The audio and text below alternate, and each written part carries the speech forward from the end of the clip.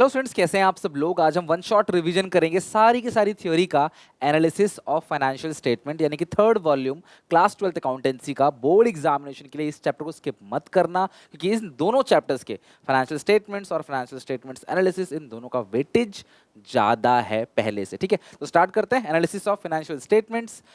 किसी भी कंपनी के फाइनेंशियल स्टेटमेंट्स को स्टडी करना और किसी कंक्लूजन तक पहुंचना, उसे इंटरप्रिटेशन करके किसी कंक्लूजन पे पहुंचना ही क्या कहलाता है class? Analysis of financial statements. Analysis का मतलब बेसिकली स्टडी करना होता है फाइनेंशियल स्टेटमेंट्स को, और देखना होता है क्लास कहाँ पे कंपनी अच्छा परफॉर्म कर रही है, कहाँ अच्छा परफॉर्म नहीं कर रही, किस पॉइंट पे यानी किस फैक्टर्स पे कंपनी अच्छा परफॉर्म कर रही है, किस पे नहीं कर रही, कंपनी लॉन्ग टर्म तक टिक पाएगी नहीं टिक पाई, कंपनी की कैश फ्लो कैसे है, कंपनी की प्रॉफिटेबिलिटी कैसी है, कंपनी की शॉर्ट टर्म सॉल्वेंसी कैसी है। सारी चीज़ों को एनालाइज करना, इंटरप्रिटेशन करना ही कहलाता है class analysis of financial statements. Analysis of financial statement is a systematic process of analyzing the financial information in the financial statements to understand and take economic decisions.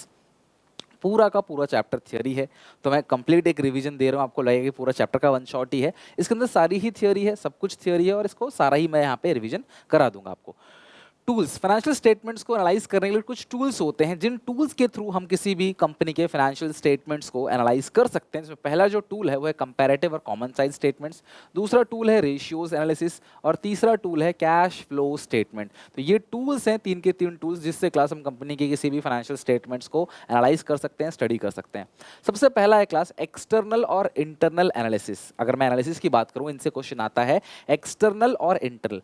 जब कंपनी के बारे में बाहर के लोग एनालाइज कर रहे हैं, जो हमने पब्लिश किया है कंपनी के रिपोर्ट्स, जो फाइनेंशियल स्टेटमेंट्स हमने पब्लिश किया है, यानी कंपनी ने जो फाइनेंशियल स्टेटमेंट्स सबको, यूजर्स को, इंटरनेट पे हर किसी को जो पब्लिश किया, लाइक बैलेंस शीट, P&L, ये सारी चीजें जब बाहर के लोग लेकर हमारे बारे में एनालिसिस करते हैं, तो इसको कहते हैं क्लास एक्सटर्नल एनालिसिस। जब वही एनालिसिस कंपनी के अंदर के लोग करते हैं, उसको बोलते हैं इंटरनल एनालिसिस। बाहर के लोग अगर क्लास कंपनी के बारे में स्टडी करेंगे, तो उनको बहुत सारी इन्फॉर्मेशन नहीं पता होगी, बहुत सारी authentic information, realistic information, true and fair information में भी उनको ना पता हो। इन कंपनी के अंदर के लोगों को सब कुछ पता रहता है। आपके अंदर की कमियां, आपके अंदर की स्ट्रेंथ आपको ज़्यादा बेहतर पता होगी किसी बाहर वाले से। तो इंटरनल एनालिसिस क्लास कंपनी की जो मैनेजमेंट है ना, वो स्टडी करती है, ताकि क्लास कंपनी के बारे में और जान सके, कहाँ पे कमियां हैं उसको ढूंढ के उसको सुधार किया जा सके। तो जब कंपनी के फाइनेंशियल स्टेटमेंट्स को बाहर के लोग एनालिसिस करते हैं एक्सटर्नल, अंदर के लोग एनालिसिस करते हैं क्लास इंटरनल, ये इन डेप्थ होता है, और ये मोर करेक्ट डिसीजन जो है ये बताता है, मोर एक्यूरेट होता है। हॉरिजॉन्टल और डायनामिक, ध्यान रखना क्लास, हॉरिजॉन्टल को ही डायनामिक बोलते हैं। जब हम कई सालों के डेटा को कंपेयर करते हैं, अपने इस साल के डेटा को अपने पिछले साल के डेटा से कंपेयर कर रहे हैं, या उससे पिछले साल के डेटा से कंपेयर कर रहे हैं, नंबर ऑफ ईयर ज़्यादा है, उसको बोलते हैं डायनामिक। ध्यान रखना, यहाँ पे मल्टीपल नंबर ऑफ ईयर्स से हम लोग कंपेयर करते हैं। दूसरी बात, इसको टाइम सीरीज एनालिसिस भी बोलते हैं, और इसका एक और नाम भी होता है क्लास यहाँ पे ट्रेंड एनालिसिस, कि पहले से हमारा क्या परफॉर्मेंस आ रहा है, पहले से हम ग्रोथ कर रहे हैं नहीं कर रहे, इंक्रीज हो रहा है डिक्रीज हो रहा है, ट्रेंड क्या है, डिक्रीजिंग ट्रेंड है, इंक्रीजिंग ट्रेंड है। तो horizontal, dynamic, time series, number of years के लिए होता है, ट्रेंड एनालिसिस बोलते हैं क्लास। और कंपैरेटिव स्टेटमेंट्स और कंपैरेटिव फाइनेंशियल स्टेटमेंट्स इसके एग्जाम्पल हैं हॉरिजॉन्टल एनालिसिस के। ध्यान रखना, कंपैरेटिव स्टेटमेंट्स जहाँ पे हम कंपैरिजन करते हैं अपने इस ईयर की फाइनेंशियल स्टेटमेंट को अपने किसी और ईयर की फाइनेंशियल स्टेटमेंट से, तो नंबर ऑफ ईयर एक से ज़्यादा हो गए। वर्टिकल और स्टैटिक में क्या होता है? ओनली 1 ईयर, जब एक ही ईयर का डेटा लिया जाता है, उसको बोलते हैं क्लास स्टैटिक या वर्टिकल एनालिसिस। इसको दूसरा नाम होता है क्रॉस सेक्शनल एनालिसिस। जैसे एग्जांपल है रेशियो। अगर आप जीपी रेशियो देखोगे, जीपी अगर 2023 का लिया है, तो नेट सेल्स भी आपको 2023 का ही लेना पड़ेगा। तो जीपी उसी साल का, सेल्स भी उसी साल का, इंटू 100 करोगे तो जीपी रेशियो निकलेगा। आप इस साल का जो भी फिगर ले रहे हो, कोई भी रेशियो निकाल रहे हो, डेटा वो एक ही ईयर का होना चाहिए। जैसे करंट असेट और करंट लायबिलिटी, तो करंट रेशियो निकलेगा, तो करंट असेट भी इस साल का, करंट लायबिलिटी भी इस साल का। तो यहाँ पे सेम जो ईयर है उसको लेते हैं। इसका एग्जांपल है रेशियो एनालिसिस, इसका एग्जांपल था कंपैरेटिव, इसका एग्जांपल है रेशियो एनालिसिस। किसी पर्टिकुलर ईयर का ही लेते हैं इसके अंदर। Such an analysis is useful for comparing the performance of several company for the same type और डिवीजन और डिपार्टमेंट ऑफ वन एंटरप्राइज। एक ही कंपनी अपने अलग अलग डिपार्टमेंट का सेम ईयर का डेटा लेके कंपेयर कर रही है, इसको बोलते हैं क्लास वर्टिकल और static. Horizontal, dynamic, time series, number of year, और इसका क्लास इसमें टाइम सीरीज है। ट्रेंड एनालिसिस है, इसके अंदर 1 ईयर, क्रॉस सेक्शनल होता है, वर्टिकल, और इसको स्टैटिक भी कहते हैं। ओके, नेक्स्ट है इंट्रा और इंटर फर्म कंपैरिजन।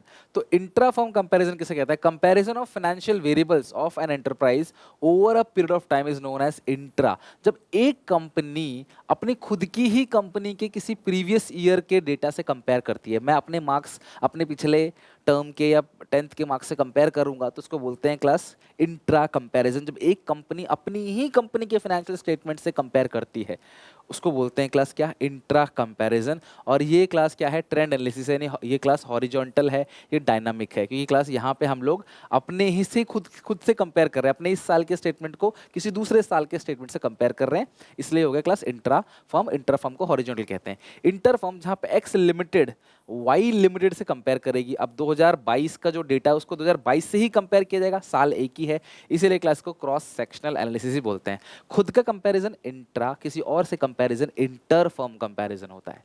अगला है class limitations. Financial statements analysis की भी लिमिटेशन है। हिस्टोरिकल एनालिसिस, हिस्टोरिकल कॉस्ट, जो हम लोग पास्ट को एनालिसिस करते हैं, जबकि हमें मतलब कि शेयर होल्डर्स को फ्यूचर के बारे में बताना होता है, लेकिन हम पास्ट बताते हैं, एक ये प्रॉब्लम है। प्राइस लेवल चेंजेस, यानी कि अगर आपने सन 1980 में कोई एसेट 2 लाख की खरीदी थी, आज ये 2 करोड़ की है, लेकिन फिर भी ये 2 लाख की ही दिखाते हैं, यानी कि प्राइस में जो चेंज आ रहा है। भाई 1 रुपए की अहमियत पहले बहुत ज़्यादा थी, आज कुछ नहीं है, लेकिन ये इस चीज़ को दिखाना चाहिए, तो बोलेंगे 1 रुपए जी बस।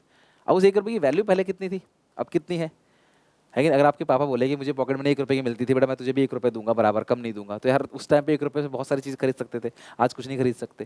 Qualitative aspect ignore, obviously class सिर्फ नंबर्स, फिगर्स, पैसे की जो ट्रांजेक्शन मनी वैल्यू है उसको रिकॉर्ड किया जाता है क्लास। क्वालिटी, इंटीग्रिटी, ऑनेस्टी, इसको रिकॉर्ड नहीं किया जाता। Suffer from limitations of financial statement, अगर फाइनेंशियल स्टेटमेंट्स में कमियां हैं तो फाइनेंशियल स्टेटमेंट्स का जो एनालिसिस होगा वो भी गलत ही होगा। अगर क्लास लिखा गलत है तो समझा भी गलत ही जाएगा, सीधी सी बात है। Not free from bias, manager के पास कई सारे ऑप्शंस रहते हैं, इस मेथड से करें, इस मेथड से करें। कोई मैनेजर कहता है मैं इस मेथड से करूंगा, कोई मैनेजर कहता है हम इस मेथड से करेंगे, एक मेथड फॉलो किया जाएगा, तो कहीं ना कहीं क्लास क्योस कन्फ्यूजन रहता है। विंडो ड्रेसिंग, नेगेटिव इंपैक्ट को छुपा लेते हैं। फाइनेंशियल स्टेटमेंट्स को एनालिसिस करते वक्त कोई अगर नेगेटिव इंपैक्ट है जो शेयर होल्डर के ऊपर एक नेगेटिव इंपैक्ट डाल सकता है, उसको छुपा लेते हैं। जैसे अपनी कमियों को छुपा लेना किसी ना किसी बहाने, इसको क्या बोलते हैं क्लास? Window dressing. तो अगर आप इतना कर लोगे तो इस चैप्टर में इनफ है, राइट? तो उम्मीद है क्लास यहाँ तक आप अच्छे से इसकी प्रैक्टिस कर लोगे। और छोटा सा चैप्टर है, अलग अलग टाइप की जो एनालिसिस है वो आपको अच्छे से करने हैं, और साथ में हॉरिजॉन्टल और स्टैटिक यानी कि वर्टिकल बहुत इंपॉर्टेंट है, इंट्रा इंटर बहुत इंपॉर्टेंट है, प्लीज़ अच्छे से देखना उसको। बाकी जो लिमिटेशंस है वो भी आप अच्छे से कर लेना। उम्मीद है यहाँ तक समझ आएगा। बिल्कुल लाइक जरूर करना क्लास, कमेंट सेक्शन में मुझे बताना कैसा लगा आपको, और अभी तक सारी थ्योरी हो चुकी है कि नहीं आपकी, और आगे के जो चैप्टर्स रह गए हैं क्लास जल्दी मैं उनकी थ्योरी खत्म करा के अच्छे से सारी की सारी कंप्लीट थ्योरी खत्म करा दूंगा आपके एक एक चैप्टर की। फिर हम इंपॉर्टेंट क्वेश्चंस भी कर रहे हैं, वो भी करते जाएंगे। अभी प्रैक्टिस सेट, मॉक टेस्ट, बहुत कुछ आएगा। आप एसबीसी से ऐप डाउनलोड कर लो, वहाँ सारी आपको अपडेट मिल जाएगी। मिलते हैं नेक्स्ट क्लास में, तब तक take care, bye bye. Video अच्छी लगे तो प्लीज़ हर एक ग्रुप में शेयर जरूर करना है इसको।